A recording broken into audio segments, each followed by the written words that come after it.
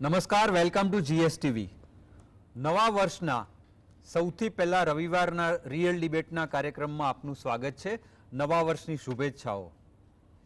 દોસ્તો, ઈચ્છા તો નહોતી, પણ ઘટનાઓ એવી બની છે કે આવા ટાઇટલ સાથે આ કાર્યક્રમની નવા વર્ષની શરૂઆત કરવી પડે છે.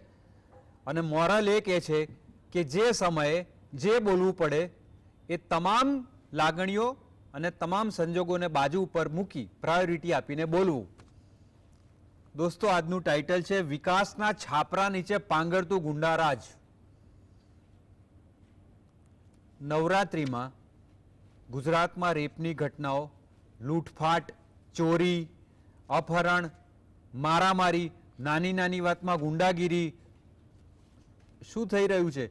બાકી હતું તો માઇકાના એક 22 વર્ષના યંગ તેજસ્વી વિદ્યાર્થીને માત્ર રોડ ઉપર વાહન ઝડપથી ચલાવવાની એક સૂચના અથવા ઠપકો આપવા બદલ છરીના ઘા મારીને હત્યા કરવામાં આવે, એ પણ પોલીસ દ્વારા. કદાચ હવે શબ્દો જ નથી પરિસ્થિતિને વર્ણવવા માટે. પરિસ્થિતિ હાથ બહાર જઈ રહી છે. તમે જુઓ, ગાડી ચલાવતી વખતે વાતમાં ઝઘડા થઈ જાય ને સીધી છરી કાઢે છે. આ કઈ જાતનું સિવિલાઇઝેશન છે? કઈ જાતની પ્રોગ્રેસ છે? કયો વિકાસ છે? વિકાસની પરિભાષા માત્ર ઇન્ફ્રાસ્ટ્રક્ચર, જીડીપી કે પર કેપિટા ઇન્કમ કે તમારા ત્યાં કઈ ઇન્ટરનેશનલ વ્યક્તિઓ આવે છે કે તમારું કઈ જગ્યાએ કયું કચ્છ છે જ નહીં. વિકાસની પરિભાષા એ છે કે તમારો એક સિન્સિયર, નિર્દોષ અને સામાન્ય નાગરિક ભય વગર શાંતિથી જીવી શકે. એ પરિસ્થિતિ દિવસે દિવસે ગંભીર બની રહી છે. રાજ્યના ગૃહમંત્રી હર્ષ સંઘવી વ્યક્તિગત રીતે બહુ ડિસન્ટ વ્યક્તિ છે, એક્શન પણ લે છે. અને એમણે 3-4 વર્ષ પહેલા ગાંધીનગરમાં કોઈ બાળકીને રાત્રે અંધારામાં મૂકી ગયું હતું, ત્યારે વ્યક્તિગત રસ લઈને એ બાળકીના પેરેન્ટ્સને શોધી કાઢવામાં અને ત્યાં સુધી એ બાળકીને જાતે જઈને રમાડવામાં પણ જે એક કમ્પેશનેટ રોલ ભજવ્યો હતો. હર્ષ સંઘવી એ કક્ષાના સંવેદનશીલ વ્યક્તિ છે. રાજ્યના મુખ્યમંત્રી ભૂપેન્દ્ર પટેલ પણ એટલા સંવેદનશીલ છે. પણ મારે આજે એ બંનેને બહુ જ સારી રીતે એ કહેવું છે કે માત્ર સારા હોવું, ડિસન્ટ હોવું એ પૂરતું નથી. કૃષ્ણ ભગવાને કહ્યું છે કે દુશાસન, દુર્યોધન, કંસ અને જરાસંઘ માટે સાયકોથેરાપીના કાર્યક્રમો ના હોય કે જેલ સુધારણાના કાર્યક્રમો ના હોય. એના માટે એક આસુરી માનસિકતા માટે નિર્ણાયક દંડ હોવો જોઈએ કે ફરી બીજો કોઈ અસુર ઊભો ના થાય. આ બંનેને, મુખ્યમંત્રી અને ગૃહમંત્રીને, આજે અહીંથી એ પણ કહેવું છે કે મીડિયામાં, અખબારમાં કે ચેનલ ઉપર દિવસ દરમિયાન આ ઘટનાઓની ટીકા કરી અને રાત્રે ખાનગીમાં ફોન કરનારા મીડિયા કર્મીઓથી પણ ચેતે કે જે લોકો દિવસે ટીકા કરીને રાત્રે એવું કહે છે કે અમારું ધ્યાન રાખજો, આ તો અમારું કામ છે એટલે કરવું પડે. Please beware of this sycophants. આ લોકો તમારું તો નહીં, ગુજરાતનું પણ ભલું કરી રહ્યા નથી. વેકઅપ. પરિસ્થિતિ હાથ બહાર જઈ રહી છે. તમે પાયલોટ એસ્કોર્ટના રસાલા સાથે ફરો એટલે તમને અંદાજ નહીં આવે. તમે એક ગાડી લઈને અમદાવાદમાં કે ગાંધીનગર, ગુજરાતના કોઈ પણ શહેરમાં આખો દિવસ એકલા ચલાવો, તમને ખ્યાલ આવશે કે કેવી માનસિકતા સાથે લોકો ગાડી ચલાવે છે. માત્ર હેલ્મેટ કે સીટ બેલ્ટ વગરનાને પકડીને પૂરી દેવાથી કંઈ થવાનું નથી. જે હાર્ડકોર ક્રિમિનલ્સ છે, જેને ભય જ નથી, એના મનમાં ભય ઊભો કરો. હેલ્મેટ ને સીટ બેલ્ટ વાળામાં નહીં, એના વગરનામાં નહીં. ઠીક છે, એ પણ જરૂરી છે, પણ એ પ્રાયોરિટી નથી એટલી જેટલી આ લોકોને કંટ્રોલ કરવામાં છે. આજે આ વિષય પર આપણી સાથે ચર્ચા કરવા માટે સામાજિક નિસ્બત સાથે જોડાયેલા રુઝાન ખંભાતા, મહેશ પંડ્યા અને રિટાયર્ડ આઈપીએસ AM ચૌહાણ સાહેબ જોડાયા છે. ત્રણેય ઓનલાઈન જોડાયા છે અને ખાસ તો આ ત્રણેયનો એટલા માટે આભાર માનવો છે કે મહેશભાઈ ઉઝબેકિસ્તાન છે, રુઝાન મુંબઈમાં છે, ચૌહાણ સાહેબ બિઝી હોવા છતાં જોડાયા છે. ત્રણેયનું આ કાર્યક્રમમાં સ્વાગત છે. Ruzan, I will start with you. જેમ મેં શરૂઆતમાં કહ્યું, પરિસ્થિતિ જે કક્ષાએ આકાર લઈ રહી છે અને જે રીતે ગુનાખોરી વધી રહી છે અને પોલીસ કોન્સ્ટેબલ જ જો છરી મારી દે તો અત્યાર સુધી તો આપણે એવું કહેતા હતા કે પોલીસે શું કરવું જોઈએ, હવે કદાચ એવું કહેવું પડે એવું છે કે પોલીસે શું ના કરવું જોઈએ. તમે એમ કહેશો કે સરકાર એમ કહેશે કે એકાદ બે છૂટક ઘટનાઓથી થોડું એવું થાય છે. સવાલ એકાદ બે છૂટક ઘટનાઓનો નથી, ગુનેગારોના મનમાં ભય ઊભો કરવાનો છે. આટલી પરિસ્થિતિ છેલ્લા 1 મહિનામાં નવરાત્રીથી આપણે જોઈ રહ્યા છે. What do you say? Sir મેં નવરાત્રી સર સૌથી પહેલા તો બધાને હેપી ન્યુ યર. આપણે let us be positive in life, એટલે હેપી ન્યુ યર તો હોવું જ જોઈએ. અને શું કહેવાય, આપણે હા છે પ્રોબ્લેમ્સ ઘણા છે, પણ એને રિયલાઇઝ કરશું તો સોલ્યુશન નીકળશે. ખાલી શું કે આપણે ધાક પીછોડ કરશું તો સોલ્યુશન નહીં નીકળે. સૌથી ઇમ્પોર્ટન્ટ તમે જ્યારે કહ્યું મને કે આપણે જ્યારે નવરાત્રી પહેલાથી બી બોલવા માંગુ છું, પણ હવે અત્યારે નવરાત્રી લીધી, નવરાત્રીથી લઈશ. કારણ કે નવરાત્રી એટલા માટે લઈશ કારણ કે એ વખતે બહુ આપણા માટે શું કહેવાય બહુ ઇમ્પોર્ટન્ટ છે, ગુજરાત માટે, ઓલ ઓવર વર્લ્ડ. ઇનફેક્ટ યુનેસ્કોમાં તો આપણું તો શું કહેવાય લોંગેસ્ટ ડાન્સ ફેસ્ટિવલનું આપણે બિરડું મળ્યું છે કે ભાઈ આપણા ડાન્સ ફેસ્ટિવલમાં રાતે 12 વાગે બી છોકરીઓ શું કહેવાય ગરબા ગાય. ને આપણે એ વખતે હું કહેતી હતી કે હા 100% ગાય, કારણ કે એ લોકોને કોઈ ટેન્શન ના હોય, કારણ કે પોલીસ હાઈ એલર્ટમાં હોય. પણ અનફોર્ચ્યુનેટલી આ જે ગુંડા, તમે જે ગુંડા રાજ કહો છો, ગુંડા એ લોકોએ ચેલેન્જ કર્યું ને, ચેલેન્જ આપણા ગુજરાતના લોકોને કર્યું ને સૌથી ઇમ્પોર્ટન્ટ આપણા હોમ મિનિસ્ટરને કર્યું. એ કઈ રીતે આપણી પોલીસને કર્યું, એ કઈ રીતે કે જ્યારે હોમ મિનિસ્ટરે નવરાત્રીના 1 કે 2 દિવસ પહેલા જ એમનો વિડીયો વાયરલ છે કે માં શક્તિની ભક્તિ કરો અને 5 વાગ્યા સુધી ગરબા કરો ને આમ ને તેમને જે બધી એમને મોટી મોટી પોલિટિકલ વાતો કરી દીધી. અમારા માટે એ વખતે પોલિટિકલ નહોતી, એ વખતે અમારા માટે શું કે અમે ખુશ થયા ક્યારે આપણા ગુજરાતમાં હવે આ બી કરી શકશું. આમથી વી ફેલ્ટ વેરી ગુડ. મારા સિવાય બધા પેરેન્ટ્સ ફેલ્ટ ગુડ કે they felt it, they got that confidence. અને પછી જે રેપના કેસીસ આવી ગયા, મારું તો મગજ ચાલવાનું બંધ થઈ ગયું કે આટલું બધું આપણા હોમ મિનિસ્ટરને આ ગુંડાઓએ ચેલેન્જ કરી દીધા છે. બરોબર છે. એટલે અનફોર્ચ્યુનેટલી એ વખતે તમે ભલે અત્યારે એમને એક્ઝામ્પલ આપ્યો નાની દીકરીનો, સારું છે, હું નાની પાડું. એમને 1-2 કેસમાં પર્સનલી જ્યારે બી ઇન્ટરેસ્ટ લે છે ત્યારે રિઝલ્ટ આવે, કારણ કે એ હોમ મિનિસ્ટર છે. અગર એમાં રિઝલ્ટ નહીં આવશે તો બિચારા પોલીસ વાળા ધંધે લાગી જશે. એટલે હવે તો એટલા બી નથી લાગતા, પણ જસ્ટ બોલવા માટે તમને કહું છું. એટલે કહેવાનું એ છે કે એવરી ટાઈમ આપણા દેશમાં સૌથી મોટો ઇશ્યુ એ છે કે જ્યારે નેતાઓ વચ્ચે પડે છે, બે ચીજ થાય. નેતાઓ વચ્ચે પડે તો કેસ બગડે, અને નેતાઓ વચ્ચે પડે તો કેસ સુધરે. હવે એમના અત્યારે જે એમને દીકરીઓ માટે કર્યું તેમાં કેસ સુધર્યો રહ્યો છે, એમાં નાની પાડું, પણ હરેક દીકરી હરેક દીકરીને પહોંચી નથી શકતા, હરેક લેડીઝને પહોંચી નથી શકતા. ના તો આજની તારીખમાં દિવસના 4 રેપ કેસ, 4 થી થોડા વધારે 4 રેપ કેસ ના થાય અગર આ ફેક્ટ હોય તો. એટલે કહેવાનો હેતુ એ છે સાહેબ, ને આ તો મોટાઓની વાત કરું છું, નાનાની અલગ સ્ટોરી ચાલે છે. તો કહેવાનો હેતુ એ છે સાહેબ કે અનફોર્ચ્યુનેટલી આપણું કોન્સ્ટિટ્યુશન એવું બન્યું છે કે આપણો હક બને છે એઝ સિટીઝન ઓફ ઇન્ડિયા, મારો હક બને છે પ્રોટેક્શન, સેફટી, સિક્યોરિટી, પ્રોટેક્શનનો મારો હક બને છે, ફ્રીડમનો મારો હક બને છે. પણ અનફોર્ચ્યુનેટલી એ મને મળતો નથી. Coming back to that basic point, એટલે હવે તમારો જે મેઇન ઇમ્પોર્ટન્ટ છે, હવે બે દીકરીઓ છોડો, હું તો કહું છું આજની તારીખમાં ભાઈઓ બી નથી સેફ. કારણ કે તમે રેપ વખતે બી જોયું કે ઘણા ભાઈઓ બી એટલે જેન્ટ્સ લેડીઝ સાથે હતા, તો બી એ લોકોને બિચારા જેન્ટને ઉઠાવીને ફેંકી દીધો છે અને પેલીને રેપ કરી છે કે હેરાન કરી છે કે જે બી કર્યું છે. અને આજની તારીખમાં તમે જોશો આ તમે અહીંયા રોડ રેજ ની વાત કરીએ તો સાહેબ એક ચીજની લિમિટ કહેવાય. લિમિટ શા માટે કહેવાય? તને આપણે પોલીસ વાળી વાત છે એટલે મને ખાસ થોડી કરવી પડશે કે આઈ અન્ડરસ્ટેન્ડ બીજા બી સ્પીકર છે, પણ આ બહુ ઇમ્પોર્ટન્ટ છે. કારણ કે જે માણસ, હવે તમે સમજો, નોર્મલી આપણે શું કહે છે કે અરે અમને થોડું ખબર હોય કે આ પેલો ચોર છે કે નહીં, કે અમને થોડું ખબર હોય તો કર્યું એટલે પછી પકડ્યો. પણ ભાઈ આ જે પેલો કોન્સ્ટેબલ હતો, એક તો સૌથી પહેલા કોન્સ્ટેબલ, એની પાસે એસયુવી, એટલે તમે સમજો કોન્સ્ટેબલ લેવલ પાસે એસયુવી છે. કદાચ તમારી મારી પાસે એસયુવી નથી, પણ એની પાસે એસયુવી છે. બીજો પોઈન્ટ કે હવે એને પહેલા કાઢી સસ્પેન્ડેડ છે, કારણ કે કોલ સેન્ટર ચલાવતો તો ઇલીગલ. એ સસ્પેન્ડેડ કોન્સ્ટેબલ જે પાછો જોડાયો પોલીસમાં, એટલે તમે સમજો કે એનું ગુનાહિત બેકગ્રાઉન્ડ છે. આમ તો આપણે અહીંયા કંઈક પીએમ સીએમ કે કોઈક આવશે તો બધા ગુનાહિત બેકગ્રાઉન્ડ વાળાને પેલું શું મૂકી દેશે ને અંદર કે ભાઈ સેફટી માટે.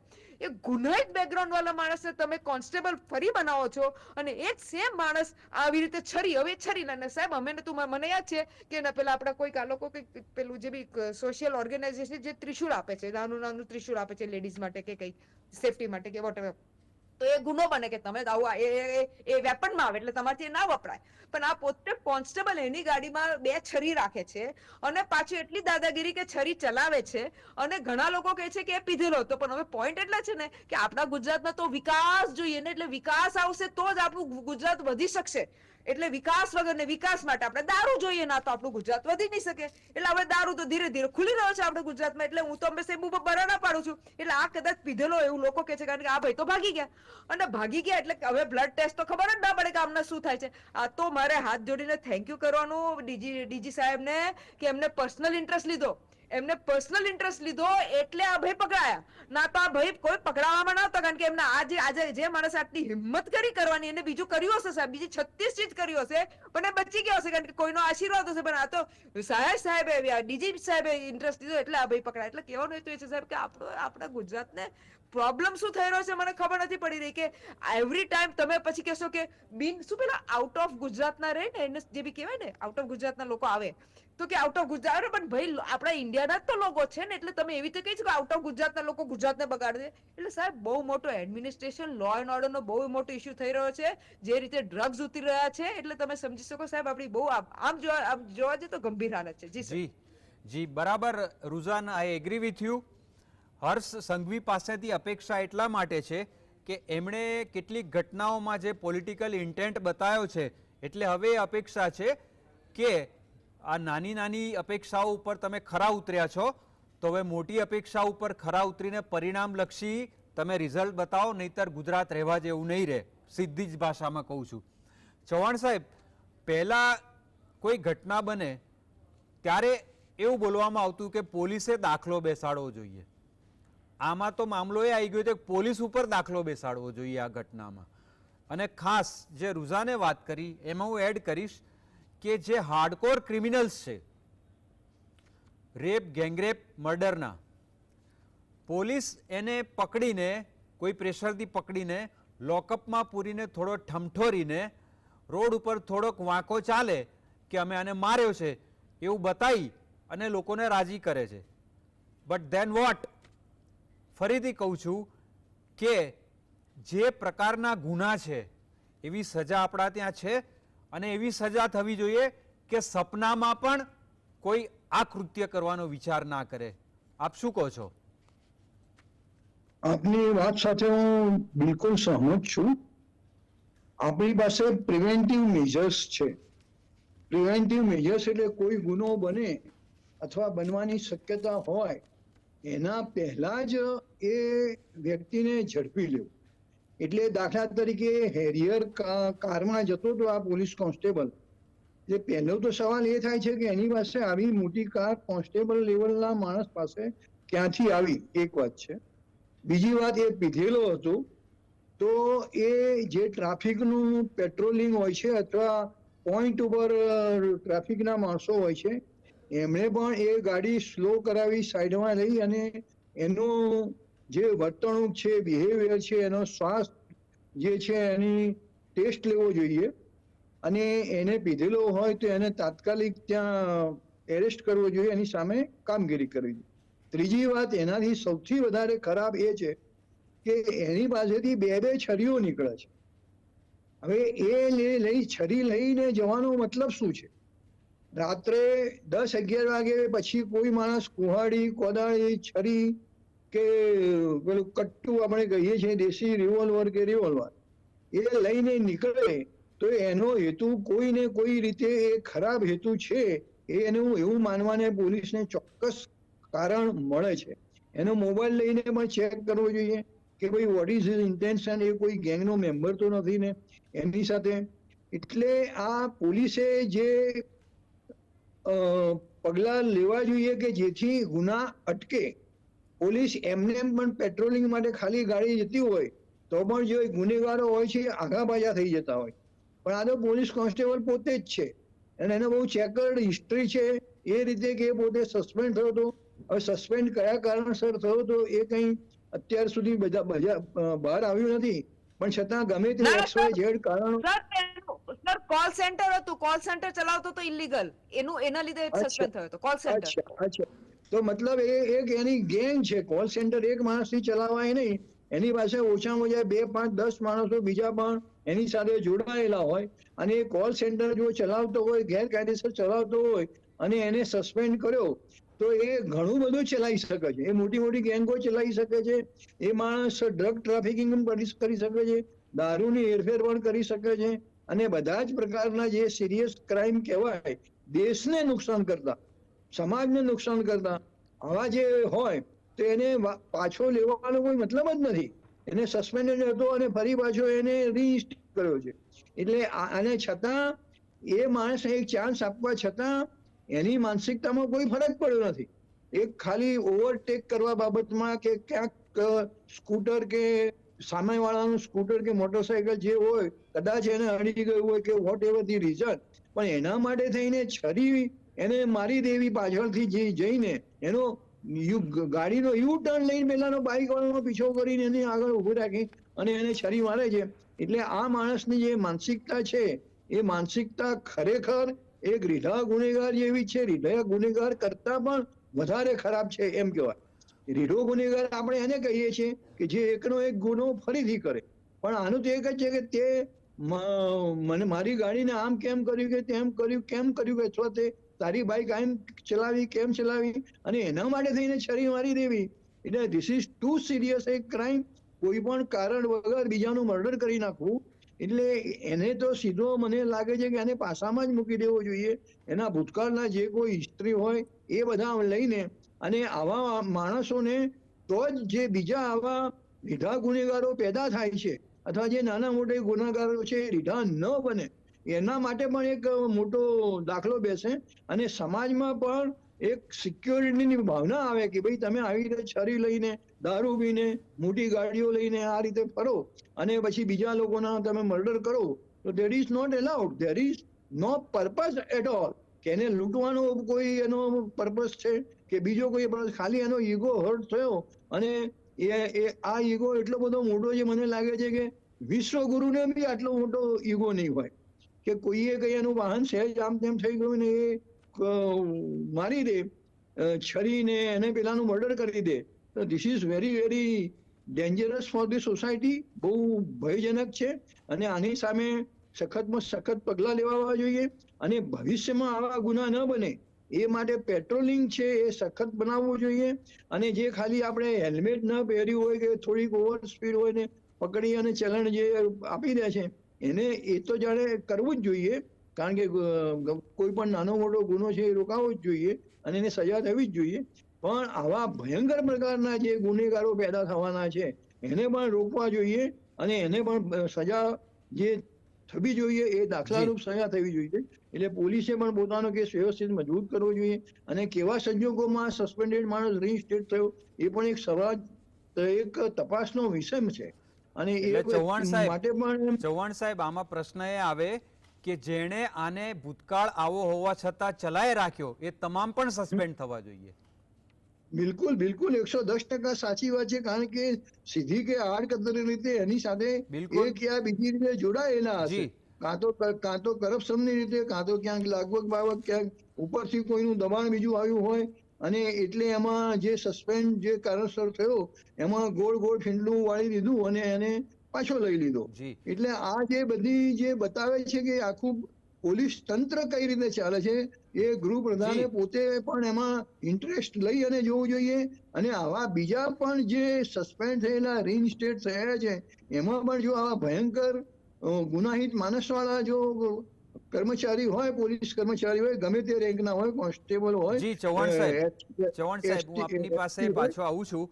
મહેશભાઈ, જી, એક નાની બાળકી ઉપર રેપ થાય, મર્ડર થાય, એક યુવતી ઉપર અડધી રાત્રે રેપ થાય ગરબા ગાતા, આવી રીતે એક 22 વર્ષનો તેજસ્વી યુવાન માત્ર કોઈ ફાસ્ટ ગાડી ચલાવને ઠપકો આપવામાં એનું મર્ડર થાય, એ બધાના પેરેન્ટ્સને ફેમિલી ઉપર શું વીતતી હશે એ આ વિકાસશીલ સરકારના મંત્રીઓને એનું ભાન કે અહેસાસ છે?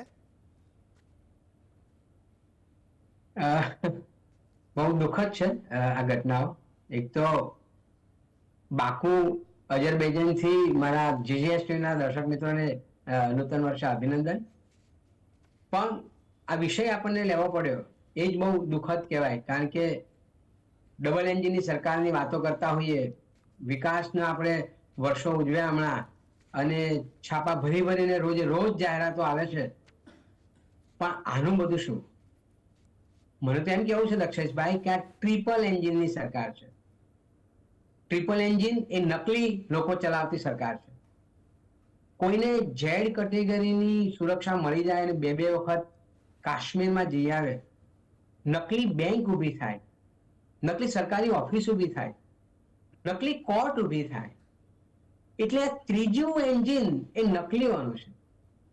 અને દક્ષિશભાઈ મારા સીધો આક્ષેપ કરવો છે કે આ નકલી કોર્ટ, નકલી માણસ, નકલી બેંક, નકલી સરકારી ઓફિસ એ સરકારી છત્રછાયા વગર, રાજકીય નેતાઓના આશ્રય વગર ના થઈ શકે. આટલી મોટી કોર્ટ કેવી રીતે ચાલે ને ચુકાદાઓ આપે, એનું અમલીકરણ થાય છે. પછી આ બધા ગુનાઓ તો બહુ સામાન્ય છે. એટલે બળાત્કાર જ છે, એ બહુ એને ધૃણા જ છે, નફરત છે, એને વખોડી જ કાઢવા જોઈએ. પણ બંગાળમાં જયારે બળાત્કાર થતો હોય તો આપણે બધાને દુઃખ થાય કે કોઈ સ્ત્રી ઉપર બળાત્કાર થઈ રહ્યો છે, પણ એની માટે મુખ્યમંત્રી પણ બહાર નીકળે ને બધા જ બહાર નીકળે અને ગુજરાતમાં આટલા બધા બળાત્કારના બનાવો બને અને છતાંય ગુજરાત પણ શાંત, પ્રજા પણ શાંત. મને તો પ્રજાનો પણ દોષ આવે છે કે પ્રજા પણ શાંત. એટલે તમે વિકાસમાં એવા કેવા ગાંડા થયા છો કે તમને કશું દેખાતું જ નથી વિકાસની આગળ. તમને શું મળે છે? તમારી આવકમાં કેટલો વધારો થયો વિકાસના લીધે? મને એ સવાલ થાય. એટલે આ જે નકલી તંત્ર ઉભા થયા એ, અને હવે તો સરકારે પોતે સ્વીકાર્યું કે ભ્રષ્ટાચાર અધિકારીઓને ફરજિયાત નિવૃત્ત કરી દેશે. પણ એની પાછળ કેવી રીતે નિવૃત્ત કરે છે, એના તપાસ કેમ નથી થતી? આખી જમીન વિકાસ નિગમને બંધ કરવું પડ્યું. 50 લાખ રૂપિયા કંઈક પકડાયા હતા સરકારી એ અધિકરણ તિજોરીમાંથી. કેટલી ઘટના છે! આખું ડિપાર્ટમેન્ટ બંધ કરવું પડે, સ્કીમો બંધ કરવી પડે. કયા વિકાસની તમે વાત કરો છો?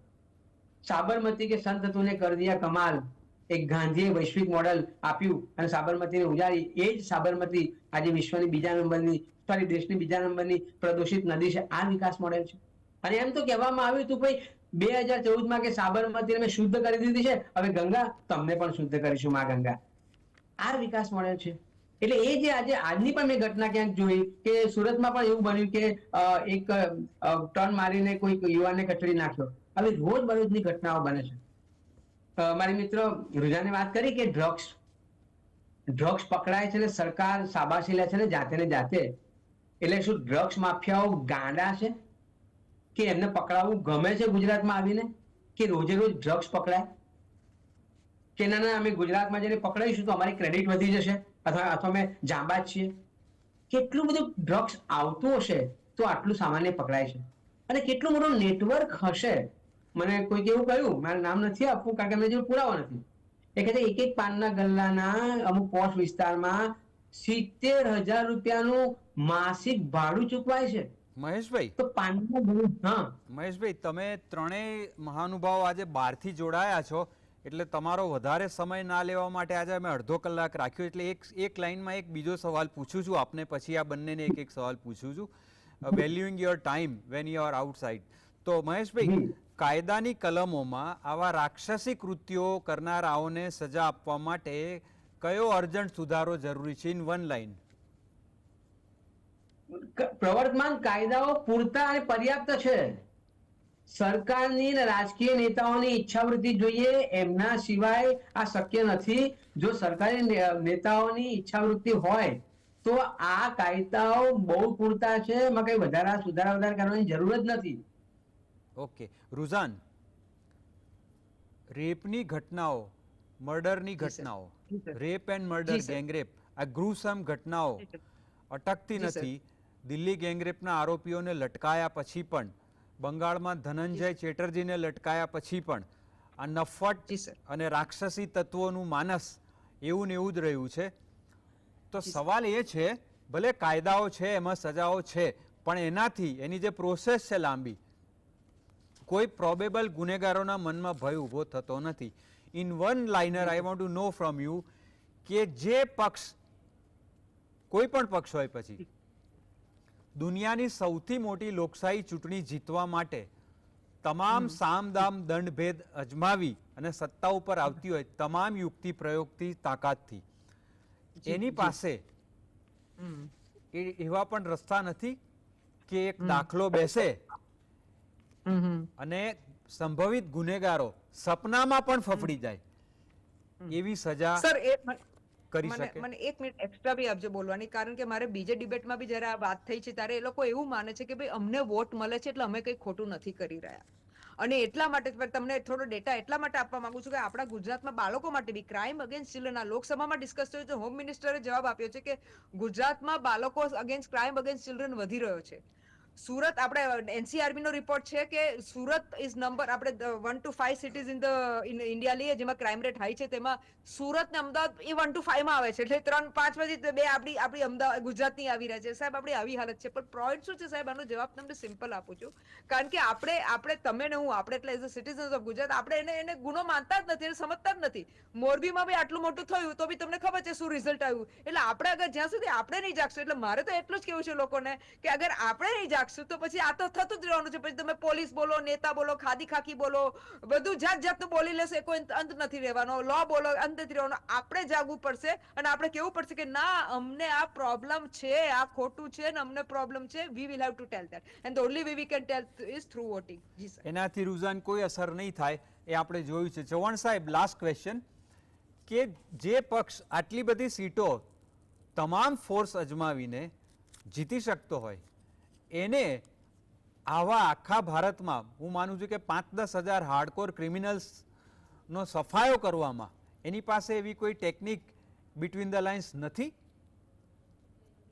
તમે બિટવીન ધી લાઇન્સ ની વાત કરી છે, એટલે બિટવીન ધી લાઇન્સ એવું છે કે આપ જે કહો છો કે આખા દેશમાં 5-6 હજાર આવા ગુંડાઓ છે, એમને આ સરકાર દબાવી શકે કે નહીં, તો મારું તો એવો વ્યક્તિગત અનુભવ છે. પોલીસમાં મેં બહુ લાંબી નોકરી કરી છે, એ સિવાય સમાજને પણ એડવોકેટ તરીકે પણ હાલ હું જોઈ રહ્યો છું. તો એ 5-6 તમે જે હાર્ડકોર ક્રિમિનલ કહો છો એમાંથી મોટા ભાગનાને આ સરકારની જ એ શરણ છે, આ સરકારનો જ એના ઉપર હાથ છે. આ સરકારની એમને સીધી આડકતરી બધી જ રીતે મદદ મળી રહી છે. અને જે સામદામ દંડ ભેદ એ લોકો અપનાવે છે, તો એના માટે પણ આ લોકો જ બધા કામ કરતા હોય છે. બધા એટલે 100% નહીં હોય, પણ 50-60-70% આ લોકો જ એમને મદદ કરે છે.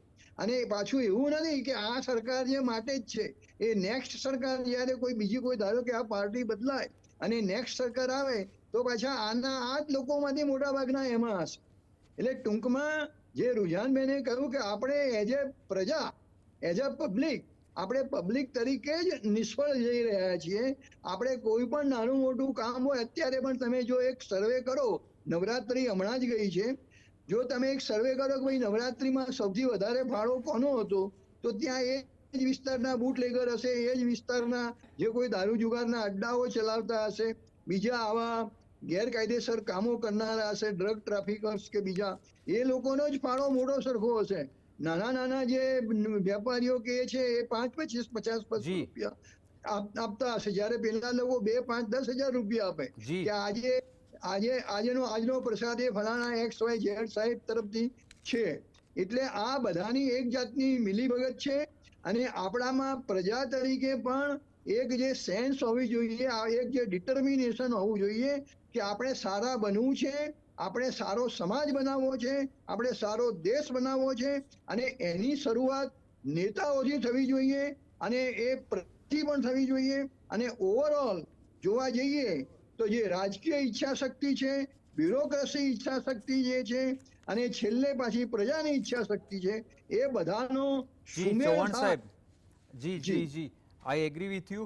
પણ આપ ત્રણેયની વાતો ઉપરથી બહુ ચોંકાવનારું, આંખો ખોલનારું, ઊંઘ ઉડાડી દેનારું તારણ એવું નીકળે છે દર્શક મિત્રો કે આ ઘટનાઓ જે રીતે પોલિટિકલ પ્રોટેક્શન હેઠળ ઘણા લોકો કરી રહ્યા છે, જે રીતે પોલિટિકલ માણસો આવા લોકોને પાળી રહ્યા છે, એના લીધે લોકો ફિયરલેસ બને છે, એવા પણ છે, એવા નથી. ચૌહાણ સાહેબ, વી આર ગેટિંગ લેટ. એવા નથી, એવા પણ છે. તો સવાલ એ છે કે આપણે શું શેરી ઉપર થનારા ન્યાય તરફ આગળ જઈ રહ્યા છીએ? કોર્ટની પેલે પાર બહુ જ ભયાનક સ્ટેટમેન્ટ છે અને આશા રાખીએ કે એ દિશામાં આપણે જવું ના પડે અને દુશાસન, દુર્યોધન, મેં કહ્યું કંસ કે જરાસંઘ, એને ગીતાના અધ્યાય પ્રમાણેની સજા થાય અને પ્રજા નિર્ભય બને અને રાજ્યના મુખ્યમંત્રી અને ગૃહમંત્રી વધારે સિરિયસ બની અને આ દિશામાં કડક પગલાં લે એવી આશા સાથે એક નવા કાર્યક્રમ સાથે ફરીથી મળીશું. ત્રણેયનો ખૂબ ખૂબ આભાર. Good night.